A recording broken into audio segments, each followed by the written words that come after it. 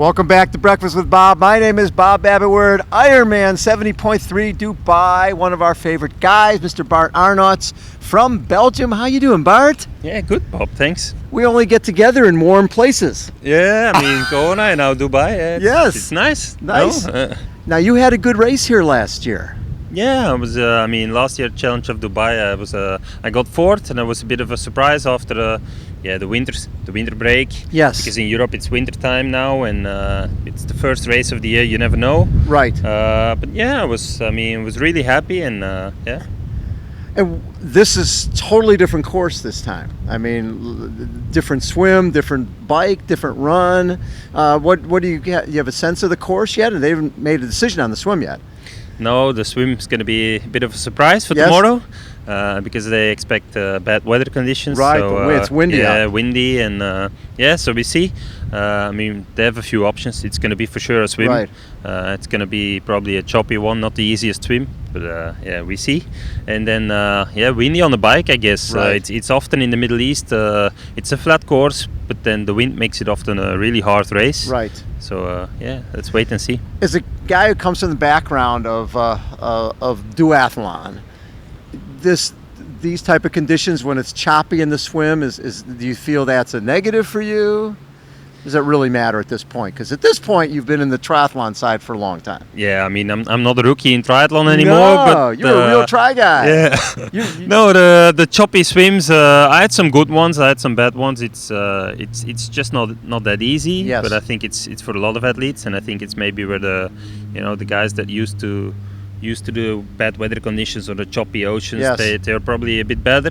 But some good swimmers, they also don't like it too much. So Right. I think it depends a bit on the day and your start, and maybe if you're in a good group or not. It's hard to expect something. I mean, hard to. Yes. I know this last year your goal was Kona, right? Because you've been top 10, 8th and 9th in Kona. And I think, did you have a 12th there too? You've had 11. 11, yeah. Yeah. So you've had 3 great races there. And then you tried something a little different. You came over a month early, but you just felt flat on race day. Yeah, Kona last year was not a good day for me. Yes. I thought I had a perfect preparation because I saved all my energy during the season just for one big race. I came there early, 4 weeks before.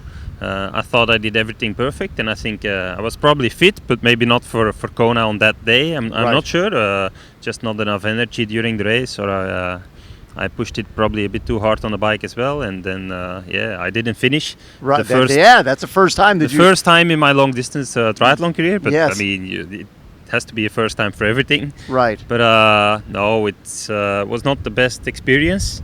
But then that's the way it is, and I didn't want to do another Ironman last year, so I chose Bahrain and Phuket to do some final races just for fun, and then I had a good end of the season. Yeah. Yes. And so is the goal again, Kona? I think if you race Kona, it should be the number one race of the season. So for me, the big goal will be Kona again this year, at least if I qualify. Right. But that should be okay. So no, but then it doesn't mean you can't do anything else during the year. And last year I saved a lot of energy for Kona. I'm not sure if I will do it the same this year. Right. But it's for sure the most important race of the season. So when you assess your career so far, best race you've ever had? That's not an easy one. That's a really hard one. Maybe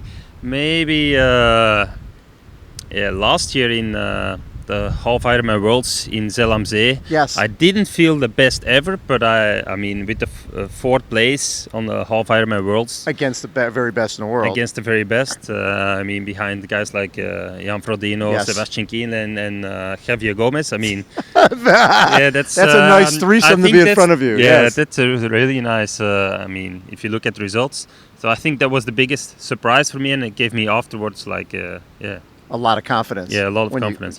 Well, especially because you were focusing on longer distance. You're focusing on full, and to have a race like that, usually someone like Javier Gomez who's stepping up from the Olympic distance, Yeah.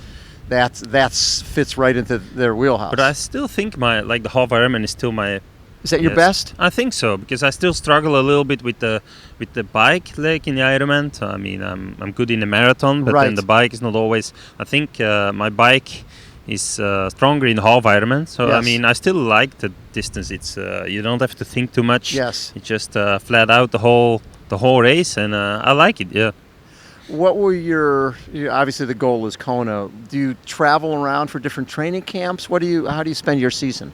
Yeah, so after Bahrain, I had a few weeks off, winter time finally. I mean, at December, it's time for family and Yes. not to train too much and do different stuff. And then I had a really good training camp just last 2 weeks in Lanzarote with the new team. Yes. I mean, it's the same team, new name, the BMC Ethics. What's it called now? BMC Ethics Oh, Pro okay. Triathlon team. Okay. Still powered by Uplace, but it's Yes. now BMC and Ethics are the main Okay. sponsors. And so we had a really good camp, and that's actually my preparation for this race. So it was Okay. a really short preparation, but I mean, yeah, we'll see. And then did you stay then in Europe for most of the season? Yeah, I mean, I still have to plan a little bit. Probably a lot of time spending in Europe, do some training camps in Europe, and then I mean, my race calendar, Sure. I still have to adjust a bit. But I'm looking for a Ironman in Europe, June, July. There are very few people who've run in the 240s in Kona. I think you ran 244, if I'm not mistaken. Yeah, I think 244, 243. Yes, whatever. right in that ballpark. So when you know you've done that on the world's biggest stage, does that give you a lot of confidence going into other races because you've had success in the most important race in the world?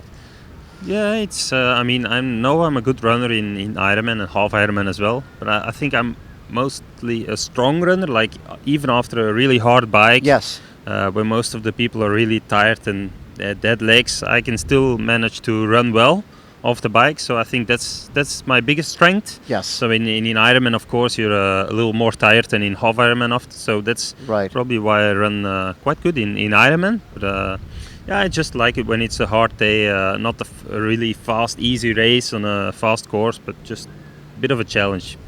You've been doing this sport for how long now, between duathlon and triathlon?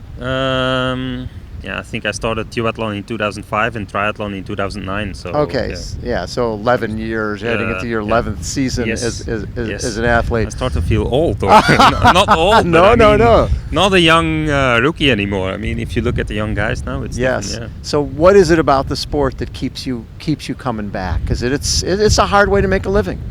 Yeah, I mean, I still enjoy it, and I think the most important thing is the passion for the sport and Yes. to enjoy it, and then new challenges and new races like the Triple Crown now. I mean, it's cool. There's a lot of things happening in triathlon, and yeah, that's what makes it so challenging and, Yes. and exciting. So I just love what I do, and I think with all the. I mean, if you look at the sport, it's growing like crazy. I mean, It really is. Do you see that in Belgium? Is it growing too? Yeah, I mean, in Belgium it got quite popular in the 90s with Luc van Lierde. So Yes. I think we were probably a bit earlier with the triathlon boom. But Yes. I mean, it's just not stopping. It's more and more people give it a try, and yeah, they're all really excited. The age groupers, if you look at them, they start with They it love and it. they want to go longer, bigger, better, whatever. It's cool. Yeah. Love that. Bart, always a pleasure to chat with you. Best of luck tomorrow. Thanks a lot, Bob. Thanks. Bart Aernouts has been our guest. This is Breakfast with Bob. We're at Ironman Dubai 70.3. Hold on, everyone. We'll be right back.